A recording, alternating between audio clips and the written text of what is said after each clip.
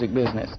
I don't know what that involves. In fact, I haven't seen it, the results yet, but I've been told this. The 80s were supposed to be Roy Orbison's big comeback. He had new songs, famous friends, and the same incredible voice. But when DJs tried playing his music, they got fired. When record stores stocked his albums, they got threatened. The truth? Roy had made an enemy of radio's most dangerous gatekeeper, and the price was his career. This is the story they didn't want you to hear. Roy Orbison was born on April 23, 1936, in Vernon, Texas, during one of the hardest times in American history. His father worked in the oil fields and struggled to keep a job. His mother loved painting and poetry, but money was always tight. The family had to keep moving, chasing work wherever they could find it. In 1942, they moved to Fort Worth because the war brought factory jobs. A few years later, they ended up in Wink, Texas, a place Roy would later describe as dusty, greasy, and full of nothing he liked. Still, these early years shaped him. He came from a long line of survivors, and that spirit would later echo in his music. Everything changed when Roy turned 6. His father gave him a guitar. It wasn't just a toy, it became his world. He learned from his dad and older brother, and quickly music took over his life. While other kids played outside, Roy practiced alone. By the time he was 7, he already knew there was nothing else he wanted to do. He was drawn to the sounds of Hank Williams, Jimmie Rodgers, and especially Lefty Frizzle. His style started forming early with those slow, emotional notes that would one day become his trademark. In 1944, a polio scare swept across Texas. Roy's parents were so afraid, they sent him and his brother back to Vernon to stay with their grandmother. Being away from his parents at such a young age only added to his quiet and shy nature. Roy didn't think much of himself. He even started dyeing his almost white hair black as a kid, trying to change how he looked. He wasn't into sports and didn't think he had much going for him, except one thing, his voice. Even then, he didn't think it was that great. He just thought people remembered it. That humble attitude would stay with him his whole life. Then came one of his first big moments. In the summer of 1946, a traveling medicine show came through town. Roy, just 10 years old, entered a talent contest. He sang 2 songs, Mountain Dew and Joel Blonde. To everyone's surprise, he tied for first place with a 15-year-old. That moment proved something to him. Strangers liked his voice, not just his family. It gave him confidence he didn't know he needed. Music wasn't just a hobby anymore. It was a way to be seen and heard. By the time he was 15, he was performing on Curb Radio in Kermit, Texas, and had formed his first band, the Wink Westerners. They even had their own radio show. They played everything from country hits to big band classics. Roy still worked tough summer jobs, painting water towers and chopping steel, but music was always his main focus. In 1955, Roy left college and started something new.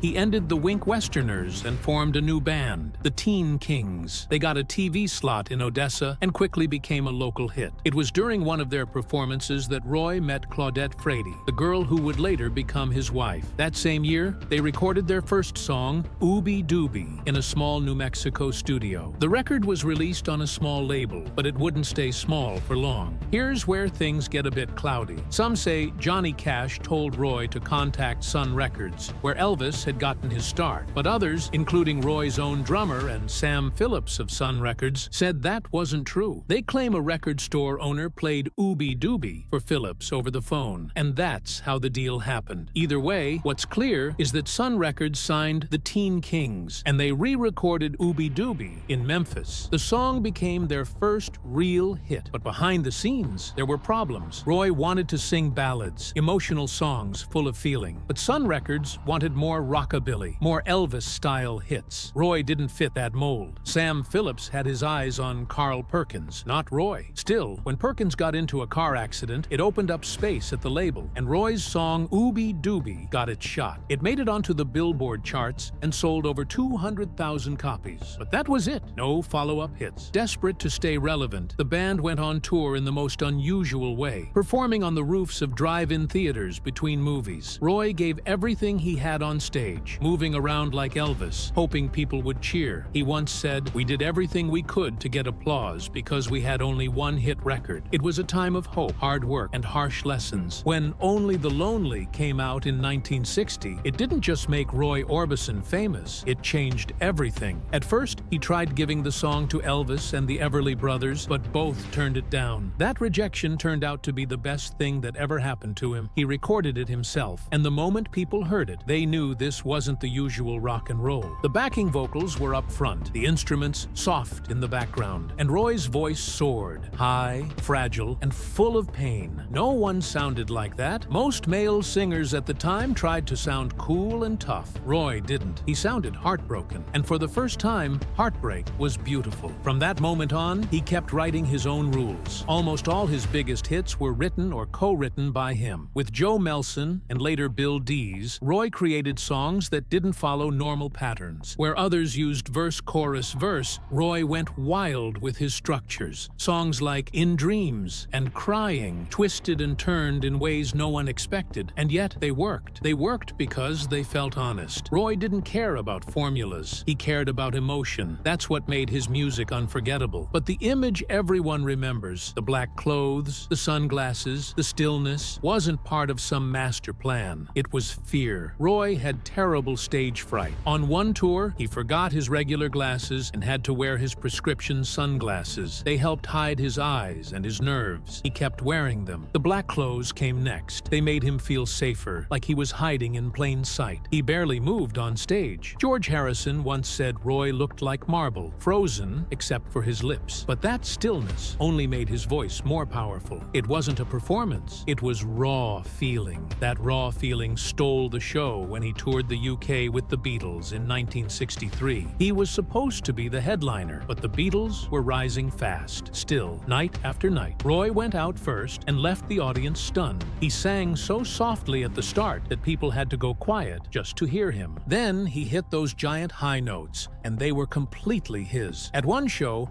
fans chanted his name even after he left the stage, and Lennon and McCartney had to stop him from going back out. Even the Beatles struggled to follow him. On that same tour, while Roy was quietly writing "Oh, Pretty Woman" on the bus, Paul McCartney began writing "All My Loving." The mutual respect was real. Even Elvis couldn't help but admire him. Roy once drove all the way to see Elvis in 1955, curious to find out what all the hype was about. He wasn't impressed with Elvis's jokes or accent, but later, when Roy made it big, Elvis was one of his biggest fans. When Only the Lonely became a hit, the song Elvis had passed on, he bought a whole box of the records to give to friends. And during one of their last meetings in Vegas, Elvis introduced Roy on stage by calling him the greatest singer in the world. But Roy never really believed the hype. Inside, he always felt unsure. His music was his only real voice. That's what made Oh, Pretty Woman so special. It came from an offhand comment. Roy's wife, Claudette, said she was going shopping, and Bill Dees joked, "A pretty woman never needs any money." Roy grabbed his guitar. Within 40 minutes, they had the song. It became his biggest hit, knocking the Beatles off the charts and selling millions. For a brief moment, Roy Orbison was at the very top of the world. That moment echoed far beyond America. In Ireland, he wasn't just a star, he was worshipped. While most American artists skipped the country, Roy kept coming back. His shows were so intense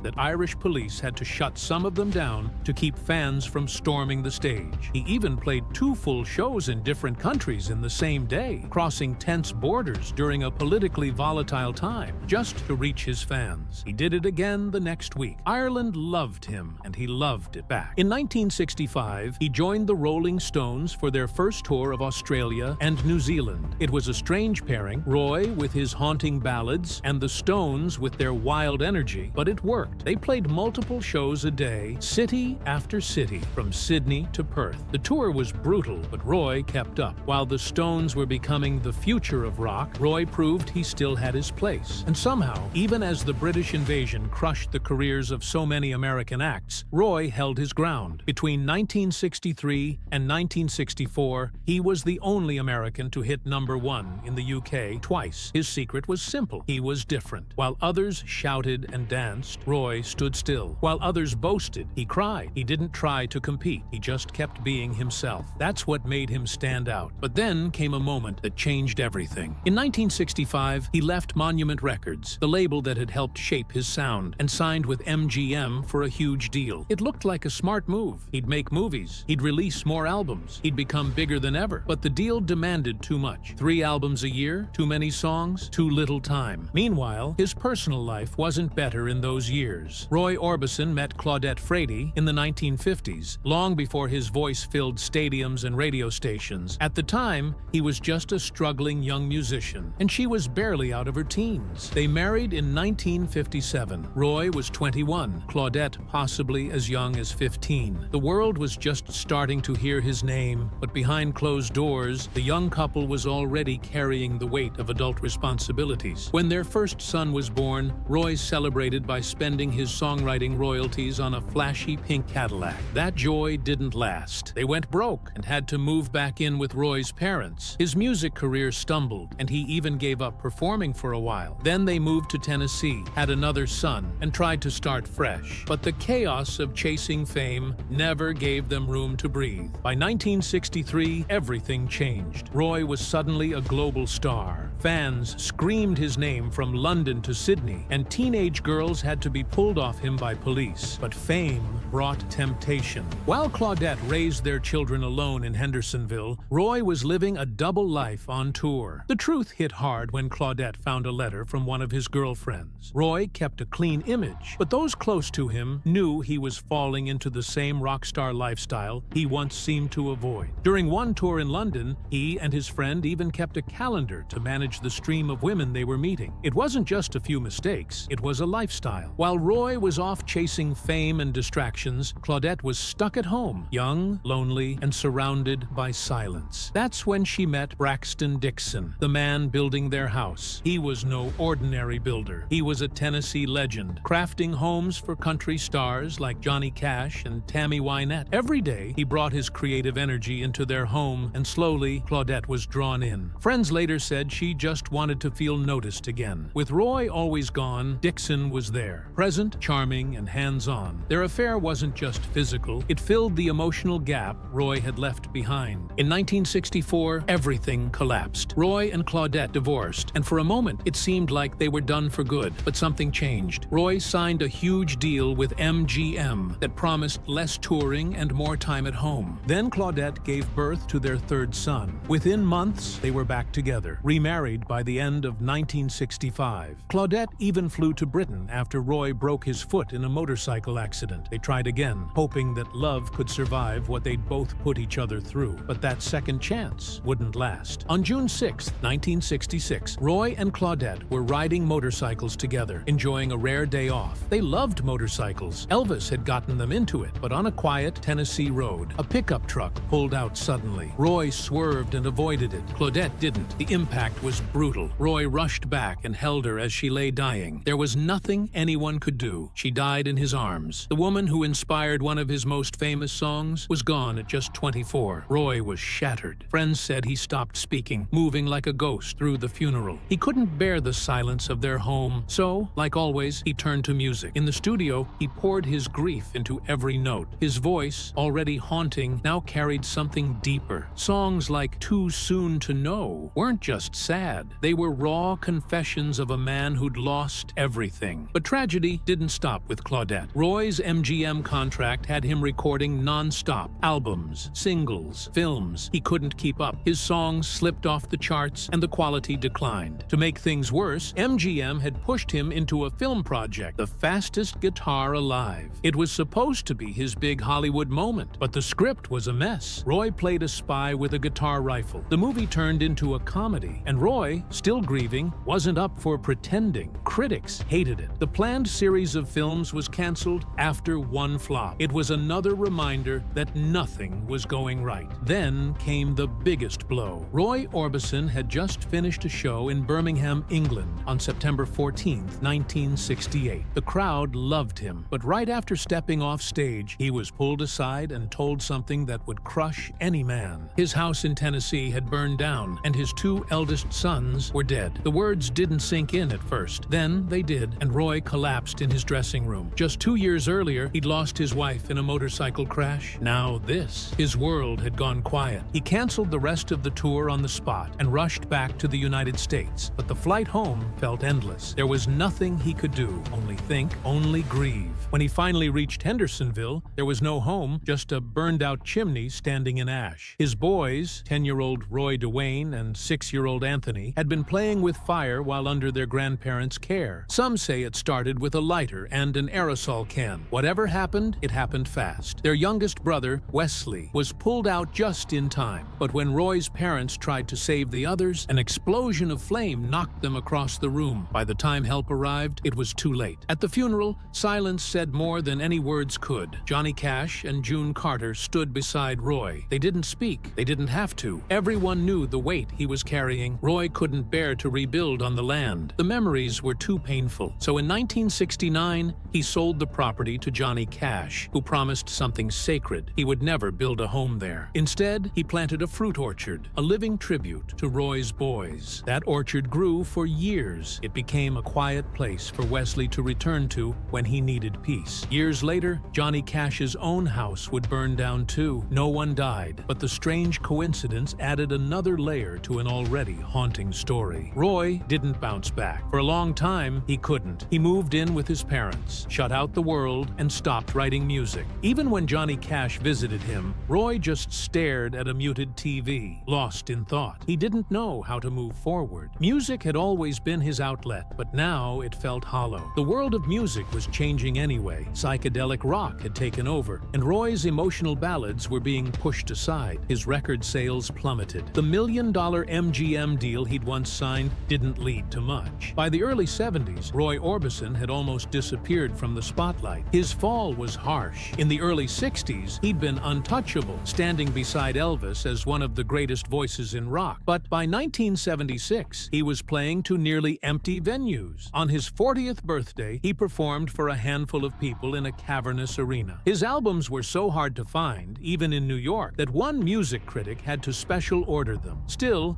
fans in far-off places like Bulgaria never forgot him. They cheered for him like it was still the 60s. Some light did come into his life during this dark time. In 1968, during his UK tour, Roy met Barbara, a young German woman just 18 years old. They married the following year and eventually had 2 sons together, Roy Jr. and Alexander. But the decision to leave Wesley, his surviving son from his first marriage, in his parents' care, created a quiet, lasting divide in the family. Still, Barbara became a key figure in Roy's life and later helped him revive his career in the 80s. But trouble didn't stop there. In 1977, while on vacation in Hawaii, Roy went to the hospital with chest pain. Doctors discovered he had 3 blocked arteries. They said he was lucky to be alive. He had triple bypass surgery, but old habits stuck. He kept smoking, eating poorly, and touring constantly. The scare should have been a turning point, but it wasn't. It was just a warning he ignored. In the mid-1980s,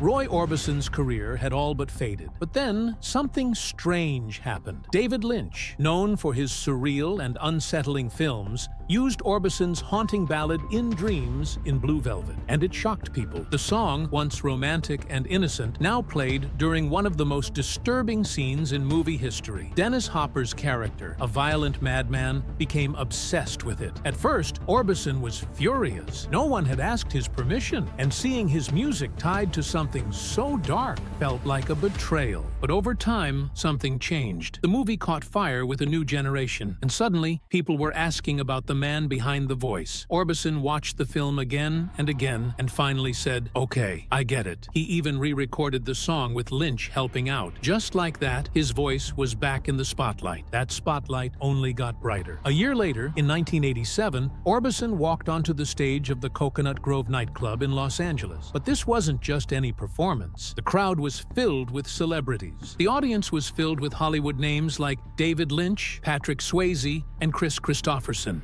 Everyone came to pay tribute. Orbison was overwhelmed, touched by the respect. The very next morning, an earthquake hit LA, knocking down chandeliers and rattling the venue. But somehow, the master tapes of the concert survived. That performance was later released as Black and White Night, a time capsule of pure magic. Years later, unreleased footage revealed a secret encore that Orbison and his band played after the crowd had left. It was as if the night itself didn't want to end. While that concert felt like the top, something even more unexpected happened next. In 1988, George Harrison needed a B-side for a single and ended up jamming with a few friends: Jeff Lynne, Tom Petty, Bob Dylan, and Roy Orbison. What started as a casual session in Dylan's garage turned into the Traveling Wilburys. They weren't just a band, they were a supergroup of legends who somehow all ended up in the same room at the right time. They recorded a track called Handle with Care, and it was too good to bury. So they made a whole album. Orbison called himself Lefty Wilbury, a nod to his hero Lefty Frizzle. They laughed, joked, and made brilliant music. The album was a hit. It sold millions and pulled Orbison back into the heart of modern rock. During this whirlwind, Orbison signed with Virgin Records and began recording new material. He teamed up with Jeff Lynne, who was already producing hits for George Harrison. Lynne admired Orbison deeply, calling his voice magnificent. With help from friends like Tom Petty, Bono, and even Elvis Costello, they created Mystery Girl, an album that would become Orbison's final masterpiece. The sessions were full of energy and emotion. One night, while recording A Love So Beautiful at George Harrison's estate, Orbison's voice echoed through the halls like something out of a dream. Everyone knew they were witnessing something rare, but fate had a cruel twist waiting. On December 6, 1988, just weeks after finishing Mystery Girl and shortly after the Traveling Wilburys released their album, Orbison collapsed at his mother's home. He was rushed to the hospital, but never made it. He was only 52. The shock was immense. He had just reclaimed everything: his voice, his audience, his legacy. Even in death, Roy Orbison wasn't done surprising the world. On January 3, 1989, just a month after his passing, the single You Got It was released. It climbed the charts fast, becoming his first top 10 hit in nearly 25 years. The only live performance ever recorded of the song came from Belgium, just 17 days before he died. That footage became the official music video. It was haunting, it was beautiful, it was final. When Mystery Girl came out in January 1989, it was a critical and commercial smash. Orbison's voice was still untouched by time, powerful, emotional, unforgettable. The album went platinum, with songs like She's a Mystery to Me and the only one earning praise across the board. Bono had written the title track specifically for him. Reviewers called it his best work in decades. In 2014, on the album's 25th anniversary, his sons added their own music to an old vocal demo, releasing a track called The Way Is Love. Even years later, his voice could still bring people to tears. Roy Orbison didn't just make a comeback. He staged one of the greatest returns in music history. And just like his songs, sad, sweet, and timeless, he left at the very height of his rebirth, frozen in a perfect, haunting final note.